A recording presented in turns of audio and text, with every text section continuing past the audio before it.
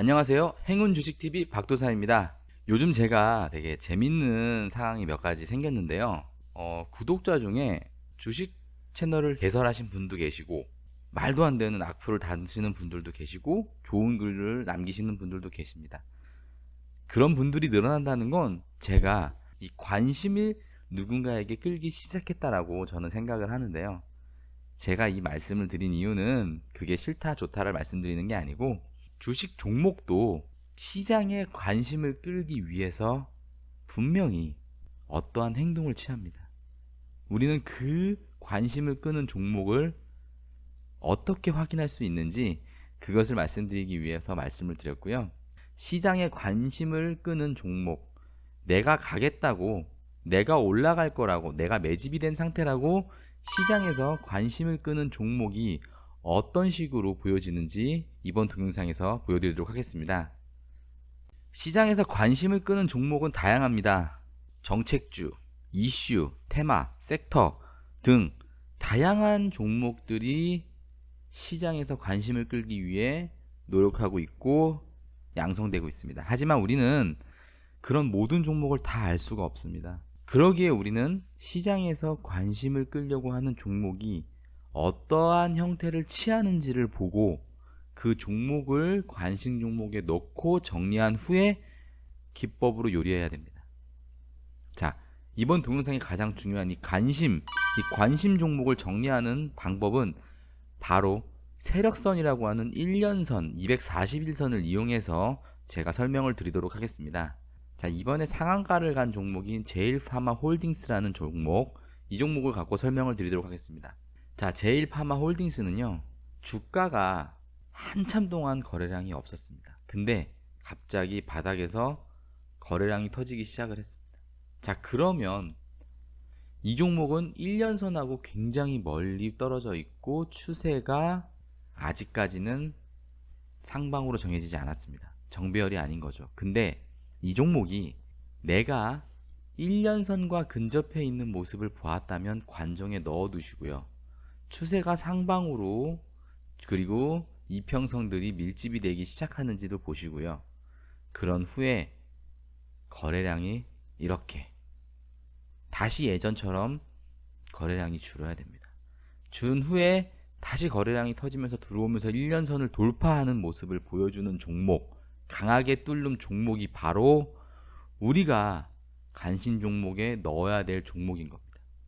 자, 조화제약도 한번 설명드릴게요. 자, 조화제약 같은 경우도 보시면, 자, 최근 코로나 이슈로 쭉 빠졌다가 다시 올라왔는데 거래량의 윗꼬리를 두 번 달아 누가 매집하는 흔적이 보이고 거래량이 없습니다. 똑같이 평균과 똑같이 유지하는데 주가는 안 빠지고 있어요. 자, 이 종목 굉장히 의심스럽습니다. 주가가 빠지지 않고 있고 누군가 주가를 방어하는데 무언가 터지기 직전의 모습을 보이고 계속 있습니다. 자, 거래량이 평균하고 똑같으면요, 이렇게 빠지는 것도 나쁜 건 아니에요. 근데 주가가 그대로 있습니다. 떨어지지도 않아요, 주가가. 근데 누군가 앞선 거래량에서 매집한 흔적들이 보이는 거예요. 여기 보이시죠? 자, 여기도 보이고요. 자, 여기도 보입니다. 자, 누군가 주가를 매집한 흔적이 보이는데 우리는 이거를 바로 세력선이라고 하는 1년선 부분에서 발견을 했다면 그동안에 제가 말씀드렸던 많은 그런 종목을 보는 방법을 대입해서 재무, 그 다음에 뉴스, 테마, 거래량 등등 많은 걸 가지고요, 이 종목을 발굴했다면 관심 종목에 넣어 두시고 매매를 하시는 겁니다. 자, 그러면 이 세력선이라고 하는 1년선 241선을 가지고 우리가 어떤 종목이 좋은지 지금은 제가 한번 찾은 거를 한번 보여드리겠습니다. 자, 휴네시온입니다. 이 휴네시온도 보시면, 자, 최고 거래량이 떨어서 거래량이 갑자기 터지면서 1년선을 뚫었고요. 뚫고 나서 지금 거래량이 터지긴 했지만 행보 지금 하고 있는 중인 것 같아요. 거래량이 다시 빠지고 있습니다. 자, 요게 조금 행보를 한 후에 어떻게 되는지 한번 봤으면 좋겠고요. 자, 에이테크 솔루션도 비슷하고 동일합니다. 자, 이때가 1년선을 뚫었지만 엄청난 거래량을 뚫었지만 코로나 이슈로 빠졌어요. 다시 거래량이 터져서 올라왔고 아직은 거래량이 조금 더 빠져야 되겠지만 빠진 후에 아마 행보를 하고 좋은 모습을 보여줄 수 있지 않을까 생각을 합니다. 자, 컬러레이. 자, 컬러레이도 보시면 비슷하죠. 자, 세원도 비슷합니다. 저는 세원을 요때 확인했고 빠지지 않고 거래량은 횡보하는 모습을 보고 사서 아직까지 홀딩 중입니다. 자, 백금 TNA 비슷하죠. 자, 제가 이 종목을 다 사진 않았습니다. 하지만 이 종목들이 지금 현재 보유하고 있는 종목도 있고 매수를 해야 되겠다고 관종에 둔 종목도 있습니다. 하지만 이 종목들을 말씀드리는 이유는 보시면 휴네시온 굉장히 테마가 좋습니다. 그리고 이게 바닥에서 거래량이 터진 이유가 그린 뉴딜이라고 하는 정부 정책과 연결을 해서 테마를 엮어가는 모습을 아마 세력들이 보이려고 하는 것 같습니다. 뭐 물론 제 추정이고요. 자, 그리고 이 에이테크 솔루션은 자율주행 테마이면서 지금 굉장히 어울리는 정책 중에 하나의 종목이라고 보시면 되는데 보시면 추세가 살아나고 있고 거래량이 터져졌고 241선 근처에서 놀고 있습니다. 자, 그리고 컬러레이. 자, 컬러레이는 굉장히 좋습니다. 이슈가 바로 시진핑 방한입니다. 굉장히 좋은데 요게 조금 아쉬운 거는 지금 미중 무역 전쟁을 다시 한 해 만에 이러고 있습니다. 트럼프가 또 때릴지도 몰라요. 그러면은 아마 좀 빠질 수 있기 때문에 요거는 그래도 관심 종목에 놓고 우리가 어떻게 움직이는지 보면 좋을 것 같아요. 자, 세원 또한 동일합니다. 세원은 바닥에서 거래량이 터졌고 의심할 만한 거래량이 터졌고 1년선 부분까지 왔는데 이 종목 관종에 안 둘까요? 관종에 두었습니다. 거래량 빠지지 않고 행보하는 거 보고 매수했고 충분히 수익권 주었지만 그린 뉴딜 정책으로 수소차를 붙이는 것 같은 느낌이 들어 아주 좋은 모습이 보여지고 있기에 이 종목 또한 간종으로 두고 더 봐도 좋을 것 같습니다. 자, 백금 TNA는 처음 거래량이 굉장히 좋았어요. 1년선을 뚫고 그리고 거래량이 죽은 후에도 행보해주면서 거래량 빠지지 않았고요. 주가 많이 빠지지 않았고요. 누군가 이 주가를 방어하는 느낌이 좀 들기도 합니다. 더 갈 수도 있을 것 같은데 어쨌든 간에 이 종목도 이렇게 보시면 좋을 것 같습니다. 자, 첫 번째 수급이 들어온 종목이 내가 원하는 자리인 1년선 부근에 그리고 세력선 부근에 잘 와 있고 그리고 빠지지 않고 행보를 잘하며 거래량이 최저로 줄었을 때 이전 최저와 비슷하게 줄었을 때도 주가를 방어하는 모습이 보여진다면 그 종목은 관종에 두었다가 어떠한 형태로 주가를 움직일 수 있을지 생각을 해보시면 됩니다. 그러니까 얘는 뭐 코로나로 갈 거야. 뭐 얘는 자율주행으로 갈 거야. 아, 그러면 뉴스를 찾아보세요. 이 종목에 뉴스가 붙일 수 있는 뉴스와 정책이 있는지 있다면 나쁘지 않은데 이번 정책이 좋은데 라고 생각이 든다면 관심 종목에 넣고 요리를 시작해 보시면 됩니다.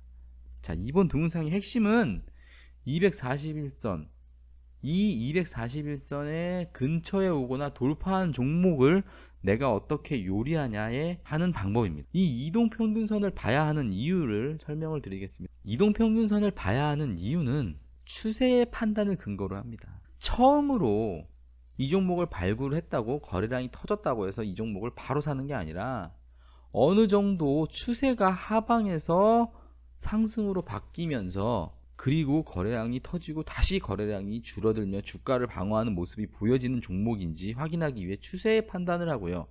그 근거를 가지고 제가 말씀드렸던 지지와 저항을 보는 겁니다. 이탈을 보는 거죠. 왜? 거래가 터지고 거래는 맹 최저로 떨어졌는데 지지하고 있네? 누군가 이 종목을 지키고 있나? 주가를 방어하고 있나? 의심해 볼 만한 겁니다. 그리고 이동평균선은 상승과 하락의 전환점이 될 수 있습니다. 1년선을 강하게 뚫고 날아가는 모습이 될 수 있고요. 추세선이라고 하는 21선을 강하게 떨구면 하락을 할 수도 있는 겁니다. 그리고 우리는 이거를 가지고 캔들, 뉴스, 다양한 정보를 가지고 여기에 매매를 한다면 충분히 좋은 매매 기법이 될 수 있는 겁니다. 이동평균선은요, 역배열과 정배열이 있습니다. 역배열에도 매매를 할 수 있습니다만 정배열이 된 후에 하시면 굉장히 좋습니다. 자, 이동평균선의 마지막 핵심 포인트는 이동평균선은 시장의 거래량을 추세로 판단할 수 있습니다. 이동평균선에 거래량이 없이 등락이 이루어진다면 거래량 없이 빠지는 것은 오를 여지가 있고요. 거래량 없이 올라갈 수 있는 종목은 없다라는 걸 저희는 확인할 수 있습니다. 이동평균선은 절대적 수치가 아니라 상대적 수치이기 때문에 상승과 하락에는 오차가 존재합니다.